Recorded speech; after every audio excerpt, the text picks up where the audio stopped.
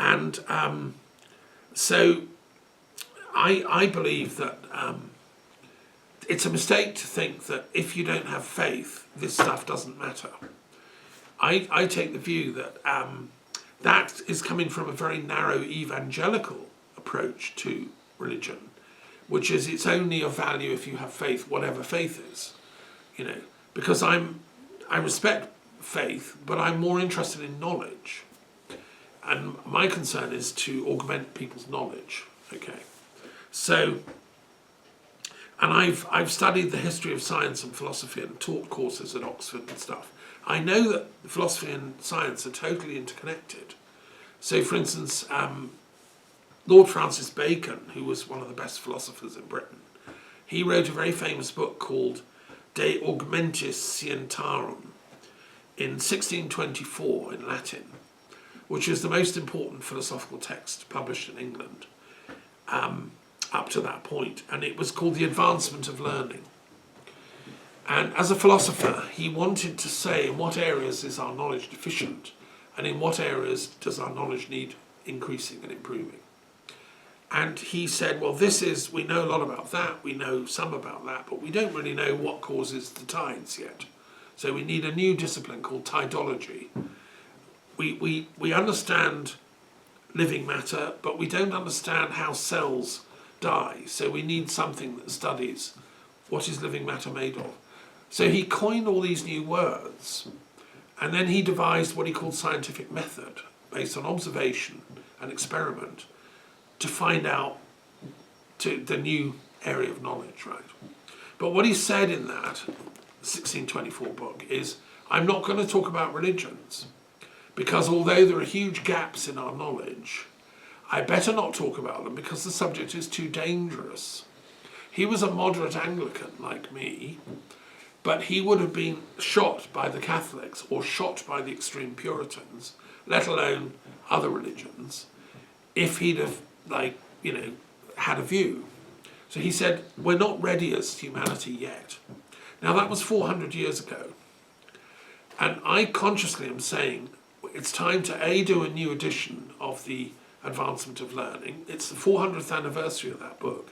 So 400th anniversary, right? And this time we have to put the religions in because they are so important to human well-being. Look at all the wars that have been created because of religious difference. And let us, by using knowledge and science, understand them. So that's the motivation for the table. I'm trying to be as precise and exact in the study of these different religions and philosophical traditions as science is in weighing the physical elements. These are the metaphysical elements that the thought world is made of. If I'm a shaman that practices the Bon religion, or if I'm a Taoist or a Shinto person, or a Roman Catholic, or a Druze, or a Sufi, or whatever, my mind is shaped according to certain ideas, certain principles and values, and I think we have to study these scientifically. So that's why I produced the table. And why is there so much philosophy? Well, because human beings like philosophy. We do think. We're not just eating animals. We don't just stand around in the field chewing the grass. We like to muse and have debates and discussions. I tried to break down because I've studied global philosophy for many years, and I tried to say what are the main currents, what are the main sort of foci for people intellectually, and I broke them down into, as few as I could really. I didn't want to overdo it. But I think we can talk about, there's a genuine school of philosophers that love Aristotle, so we can talk about Aristotelianism as a thing. And one of my mentors, Professor Sorabji, was Britain's leading expert on the Aristotelian tradition. He's been editing texts, and after Aristotle died, many people carried on commentaries and editing. And even then in the Christian world, they adopted Aristotle as their mentor, and in the Islamic world too. and even in the Jewish world. So there's a whole literature of Aristotelian philosophers. Some of them, by the way, in Syria, in the Syrian Orthodox Church, in ancient times, had Aristotelians, commenting on Aristotle's logic as a clue to Christianity. So that's why there's a box called Aristotelianism, say. And then there's another box I'm going to do, which is called Hegelianism. Yeah. I'm going to do that today, because that's interesting, and I can say a few more remarks about the table when I come to that. Yes, I have one more question, but maybe it's not an interesting question. From top to bottom, I may see progression maybe in time, from the oldest to the newest. That's correct, yeah. But also a progression from the becoming more conceptual. I think that's true. More technically exact and more, and compatible with rational knowledge. What I wanted to ask you, is there any approach from left to right? Not as such, no. That's a good question. I haven't. One thing I've always thought about would be lovely to see this as a three-dimensional thing. So any design people who could make it into a three-dimensional object, it might be a kind of spiral, or it might be a cylinder, or it might be a pyramid, or I'd leave it to the design people to work out. I'd love to see a three-dimensional version of the periodic table. Yeah, we could do that with making a sculpture and with each label on the shape from small planes. For example, sort of spiral. I don't know how. I mean, it's just a thought. I mean, one could have the primal shamans at the bottom, and then gradually working up to more sophisticated. Some branch and like a mountain type thing, mountain topology. The only thing I would say about this is that I don't think. Okay, two observations. Firstly, it's very important to realise that one can be situated in more than one box at once. Is one thing that's very important to get away from is this idea that you can only be one thing. I think modernity or post-modernity or whatever this world we're in now, with AI and instant access to all knowledge on the internet and stuff, we all have the capacity to learn and master all these boxes. If I was your teacher, during the 6-year study course, you'd master the whole lot, and with my guidance and your own inquisition and curiosity. And then you might discover new linkages between them. Because there's a lot to discover historically about, did this one influence that one? Did sages from that one read and study those ones? That's where it gets interesting, when you kind of look at the underground connections between the boxes. And you realise that ultimately the greatest sages of all of them have all thought alike. There's a sort of universal symmetry of knowledge between all the different practitioners at the highest levels of gnosis or knowledge. Sadly, of course, there's also been fools and violent people within each box, fanatics, very dogmatic. If you don't agree with what I think, then you're going to be burned as a heretic type of people. They're there too. So there's a psychological thing, which is why are some people fanatic like that and others are more tolerant and liberal. These are some of the questions that, and I've raised some of these points in my academic paper about it, which is to be published, so you can have a look at it when it's published. Jainism began, in a sense, the Jains kind of knew about, they didn't know the details obviously, but they had the map, and that's why they came to the view of we can't master the sum totality of all possible knowledge. Therefore we need to cultivate non-violence and humility.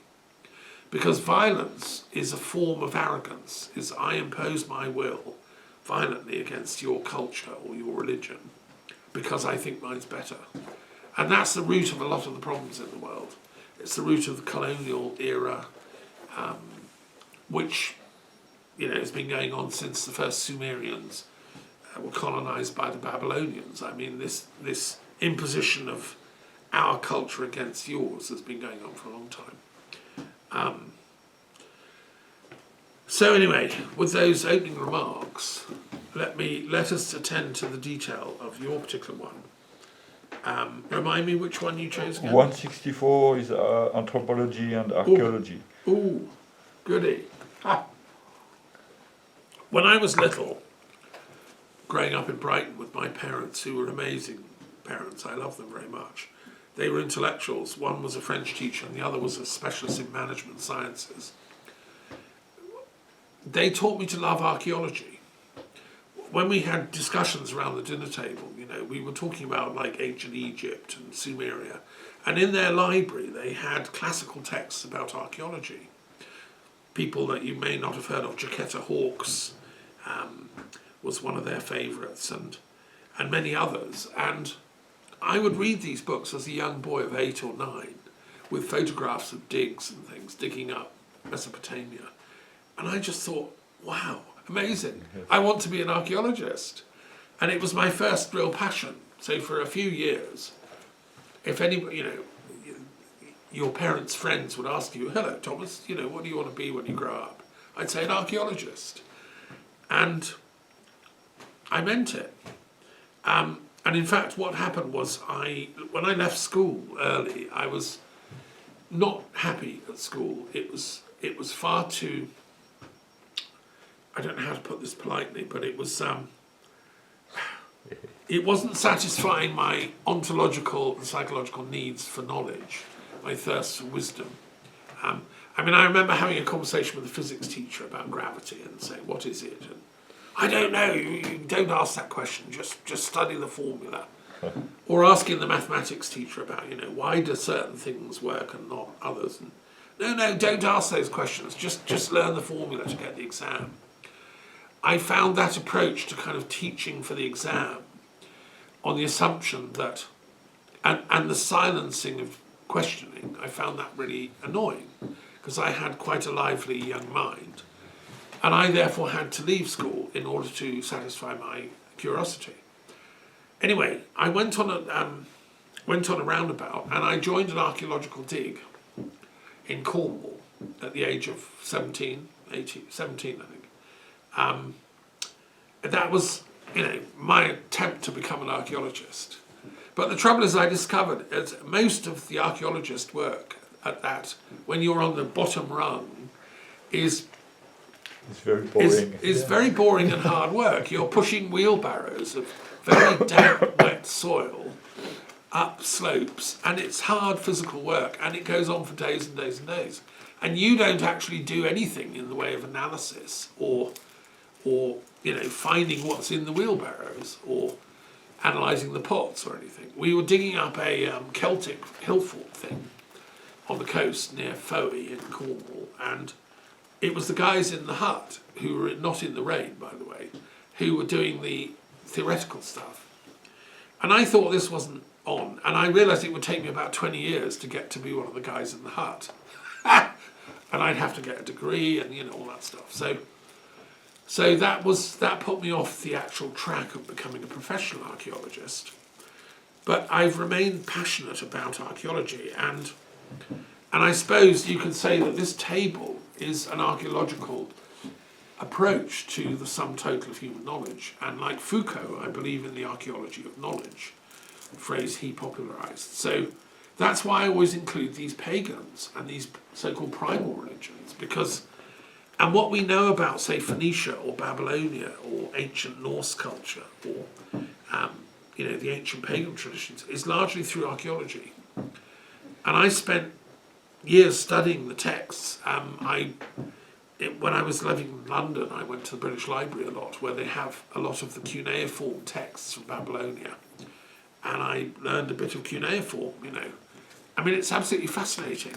To me, we have to study this stuff in order to really know ourselves. If we're going to go with the know thyself theory, the Delphic thing, which I believe in as a philosopher, then archaeology is absolutely important. And I've got some very exciting news I want to announce. I was researching this week, and I discovered something very exciting, which I hadn't really known before. The British and the French were both active doing archaeological digs, and the French particularly got involved in Egypt as a result of Napoleon going there. He was a kind of amateur lover of archaeology. And there was a chap, a French scholar, and an abbé, he was a Catholic abbé, who went to Iraq, and he helped dig up a particular site. He was called, and this is hair stood up on the back of my neck, Abbé Henri de Genouillac. And he was there for a digging season from 1929 to 1931 at a place in Iraq called Girsu, which is a Sumerian, very important ancient Sumerian site. And they dug up thousands of tablets. I discovered him because I was working on spell checking my chapter on Sumerian, which is so interesting. And the word for peace, by the way, the two, is Neha, and Selim. Now, Selim came in with the Babylonians, who were Semitic peoples, the Sumerians weren't. They dominated and took over control politically of Sumeria, but they honoured and revered the Sumerian intellectuals. So they spoke Sumerian and adapted it into their language for their sacred texts. And Selim, as you can see, is related to shalom or salam. It's the general Semitic word for peace. So the Sumerians started using it. They had other words. They had ka-tests and sa-sed and zag and sa-sunian. And then, one of my favourites, ziggy. And then inimdug. These are all Sumerian words for peace in different forms, like harmony, concord, which are in my dictionary. And I just was chuffed to discover this Abbé Henri de Genouillac, who was an archaeologist and a priest. And of course I live right by the village of Genouillac, and so I'm going to try and find out, with the help of the local Society of Historians here in La Creuse, which I've been a member of, if anyone's ever discovered this guy and what was his link to the region. His father was called Casimir Charles Victor Duverdier, Viscount of Genouillac. So my question to the local historians is going to be like, well, you know, what is this family history, these Viscounts of Genouillac? Because it's not a big place, and as far as I know, there isn't a castle or anything. So that's... But what I like about this guy, and I'm going to maybe write a paper for the local historical journal in French, and try and, yeah, I don't know if anyone is descended from him or if that family's still around locally, I don't know. But I think what's interesting about it is that Christians and Catholics in particular, who were highly educated, since, you know, the 1600s have been interested in archaeology. In Rome, the Jesuits were particularly interested because they felt and feel that if Christianity is founded on truth, which obviously they believe is the case, then archaeology can show us the facts of history and the truth. And one of the greatest of them is, of course, Teilhard de Chardin, who was a French Jesuit, who was really interested in archaeology and anthropology. And he believed that all knowledge helps faith. It's not like a war between knowledge and faith. It's like the more knowledge you have, it's like petrol in the engine that can turn the wheels of faith. So that leads me to the second thing, which is anthropology. So this box is fascinating. It covers archaeology in all its branches. But it also includes anthropology, which arose a bit later in the history of, well, it's debatable, but in its more modern variants. So amateur archaeologists in Britain were very interested in the ancient sites already in the 1600s. And I know about it in detail around Wiltshire, where Stonehenge and Avebury are. So we had this chap, Reverend Dr. Stukely, William Stukely, who was a friend of Sir Isaac Newton. He's an Anglican vicar. And he went to Wiltshire and he measured Stonehenge and he measured Avebury and he did drawings and diagrams. And he was the first guy to scientifically do that. And he was one of the pioneers of archaeology in Britain. And you know, it was dangerous stuff because, of course, up till the mid 1800s, even the 1900s, many people believed the Bible was all you needed to know about history, and that humanity began 4,400 years before Christ. We were created by God in a garden. In 7 days. In 7 days, and we're all descendants from that. And if you question that, you were a heretic. So archaeology was quite a frontier science at breaking that old stranglehold of those kind of ideas. In France, Buffon was one of these pioneers. And yeah, there was a tradition of French Catholic abbés, you know, going around. Like I know in the Pyrenees, for instance, there's some wonderful menhirs and Celtic sites. And these, like the vicar of Rennes-les-Pins and things, wrote books about the Celts of the Pyrenees based on what they could see in the fields. France is covered with Celtic remains, ancient sites, and Brittany especially. So archaeology really got going. If you've got time, go to the Prehistoric Museum in Brittany, near Carnac, which tells the whole history of as it was discovered, and they dug into the big mound and what they found. They found amazing axes made of smooth jadeite, unbelievably sophisticated, big things, which were not used for chopping trees. They were just gift objects. They were like money. So there's hundreds of these things buried in the mound. Look, I'm a wealthy guy. I'm being buried with 100 jade axes, you know. And they'd been imported from huge distances. In the New Scientist this week, there's an article reference which I looked up. They've just discovered that Paris, the Paris Basin, about 6,000 years ago, was a real centre for Neolithic stone axe production of a highly sophisticated design. They were making advanced things that then were traded as far as Germany, Holland, Brittany, across the Channel, the south of France. So archaeologists are discovering that Paris has been like the centre of the creative arts in France for about 6,000 years, making pendants and all kinds of stuff. It's just newly discovered, using new tracing abilities that you can trace where these things have come from. So I love archaeology. It's fascinating. It tells me the history of my history as a human being. Where did I come from? I want to know where my form arose. You know, am I 30,000 years old, 60,000 years old? Where did Homo sapiens first come to Europe? Where from? And that's where anthropology kicks in. You have to study people that have been digging up early hominids in Africa, and you know, trying to make sense of the family tree. So when I was in Canada, I studied anthropology at the University of Calgary, because I was self-educating using the university library, reading all the great classics of philosophy and religion. But I wanted to study anthropology scientifically, so I did a course. And the first lesson, I'll never forget, the lecturer brought in a box. It was in a big box, you know, wooden box, which was full of bits of skulls, bits of bones, fragments of femurs, you know. She put it on the table and she said, okay, this is the collection of our prehistoric remains here in the anthropology department at the University of Calgary.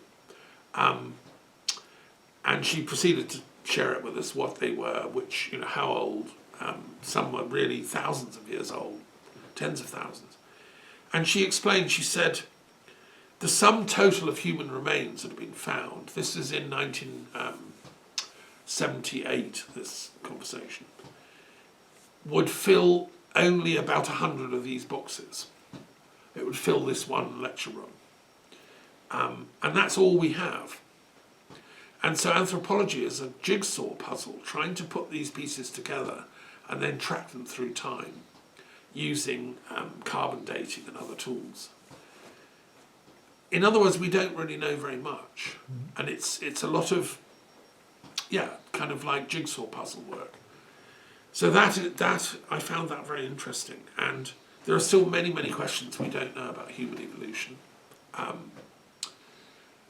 And the work of anthropologists who go out and study in the 19th and early 20th century with tribal peoples around the planet to study how they're living and what they're thinking and what they're feeling. And that's people like Levi Strauss who worked in Latin America with tribes in the Amazon and so on, and wrote several famous books about it. And Malinowski, a great Polish intellectual,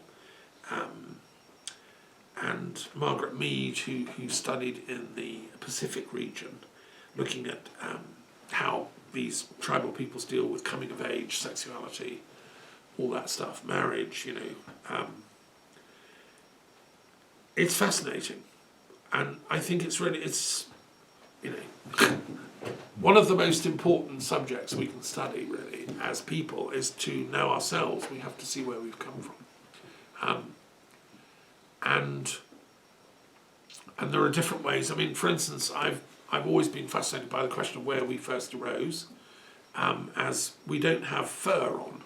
If we did descend from, hominids with lots of fur, like chimpanzees or monkeys, where's all the fur gone? Some of us have beards or moustaches, but that's not a lot, bit on the head. So one theory is Elaine Morgan wrote a book, The Descent of Woman. She argues that our ancestral tree developed in a riverine situation on the banks of rivers and on coastal regions where we took to swimming. And we didn't need fur anymore because we were in warmish regions, and the fur was a problem because it gets waterlogged, and so we gradually shed the fur, but we kept enough so the babies can hold on as you're swimming along. They can grab mum or dad's hair or beard or whatever. So that's, and she worked out that we do have a very fine fur covering our bodies, which you can see, in the right light, and it's shaped like as if we're swimming along. It follows the contours of a swimming animal. So that was her kind of theory. And she believed that it was the women, the mother of the clan, that was the kind of head matriarch, and that we began and that gradually developed into goddess worship as we invented language and became more sophisticated with our ability to build temples and stuff. But it started with these swimming apes in rivers and the sea. So I love all that stuff. I can't say which is the correct theory, but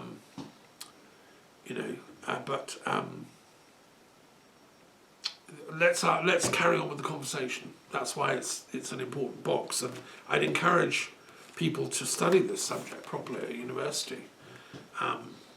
I know some people who've done that. And why it's important to peace is because, as I was talking earlier about the wonderful book, The Chalice and the Blade, which by Ryan Eisler, which explores, there's a sort of shift happening in human culture. If we started out as peace-loving on the whole, where did we become warlike? Why did we start using metal weapons to fight wars? Where did that idea came in? Because as far as we can tell, we're the only hominids that do mass attacks against other hominid groups. Chimpanzees do it a bit, but only in small doses, and they don't normally kill. They roam around. The boys, it's their thing. They patrol the perimeter, they attack other gangs of boys. But the women and children stay in the centre of the camp and are protected by the boys. And the boys they don't want to absolutely wipe out and do genocide against the other lot, because they know they'll come back and get them. So there's a sort of moral equation in their minds to not take it too far. But that seems to have been forgotten in some cultures, in some places. I mean, what's going on in Gaza is, it would make a chimpanzee absolutely disgusted at what humans are doing, like bombing women and children. I mean, it's totally out of order.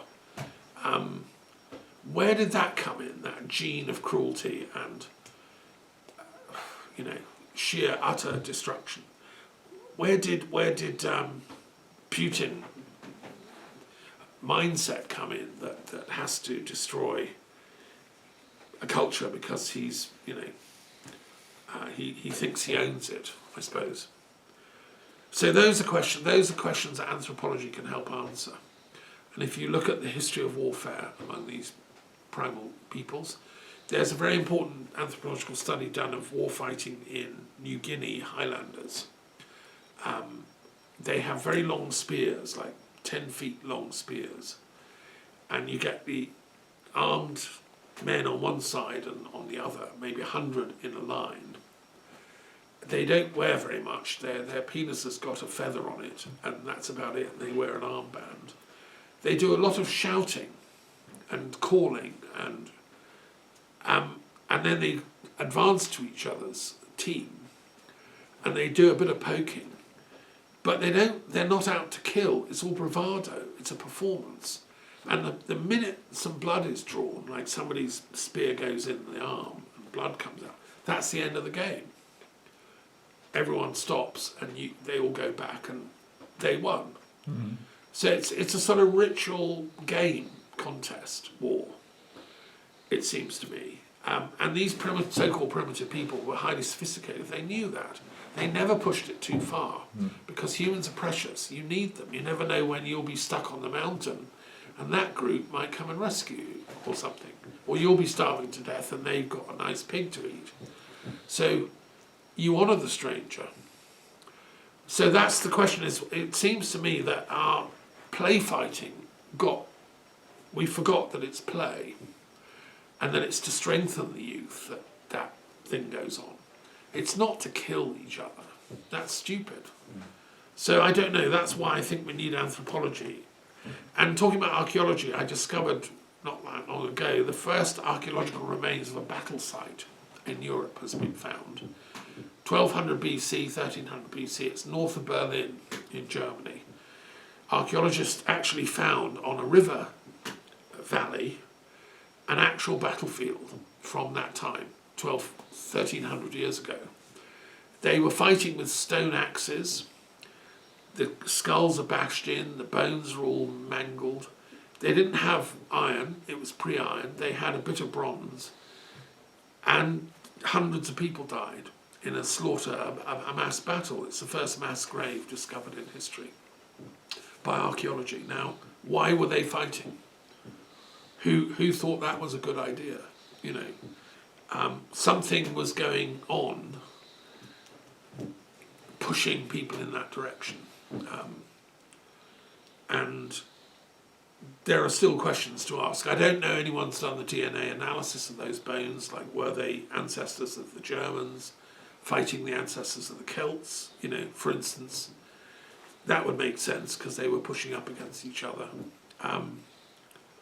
So there's a lot of questions still to ask about this. And let's get on with it. And let's have a ceasefire globally so we can have more science and more funding for... I mean, the Iraq invasion in 2003 was really annoying to me as someone that loves archaeology because we bombed loads of stuff. Things in the museum got lost. I have a friend who was in Iraq when those bombings were going on. And, it was a nightmare. She's an archaeologist of sorts.